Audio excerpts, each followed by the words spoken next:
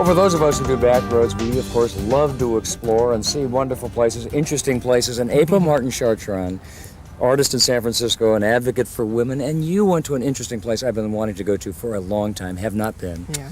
It is Colonel Allensworth State Historic Park in the Central Valley. And what is this place exactly? Well, it's a historically preserved park, meaning that there's houses and buildings that once were occupied by people who lived there. And it's a black-owned, black-ran town that was successful in the Tulare County.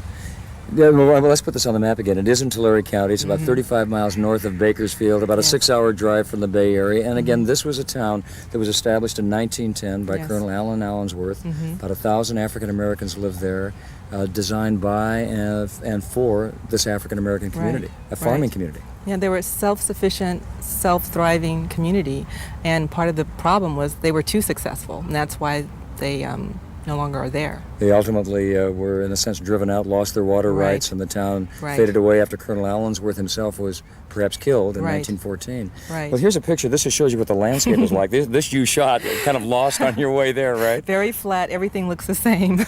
It is the wide open spaces of the Central Valley, and here you see some of the farm equipment there. You know, this is obviously a farming town. Yes, yes. And one of the streets. Now, whose home was this? That was Colonel Allensworth and his wife.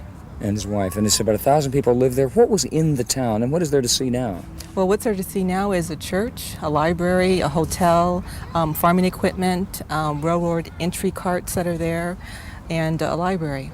And I'm looking at the library right here. This is an important library. Oh, yes. What was the significance of the library in town? Well, for people of color that were ex-slaves to be educated was like the thing. I mean, that was like a miracle. And so they self-educated. There were teachers, there was engineers, there were incredible people who came out because of this library. And you have here the church. What role did the church play in the town? Well, spirituality, connection with community, marriage, birthrights, all those things that makes us whole. And when you were there, it looks pretty empty. You were there pretty much on your own. By myself. A couple of jackrabbits. And and a couple dogs, wild dogs. As an African American woman, what was your feeling about this place? Oh man, I got there and I was humbled. I got down on my knees and I basically cried because of this incredible legacy that I had not been told about. And I had a false sense of myself because of history had been so skewed. And here is live history that hadn't been recorded. Here was a place for you to see and to feel. And what's your sense for the rest of us, all of us, to come? I think everyone needs to see this as a level of openness, to open their hearts up, to open their minds up about their own perceptions and what they all been told. April, thank you very much. We'll go. For more information on Colonel Allensworth State Historic Park, call 661-849-3433.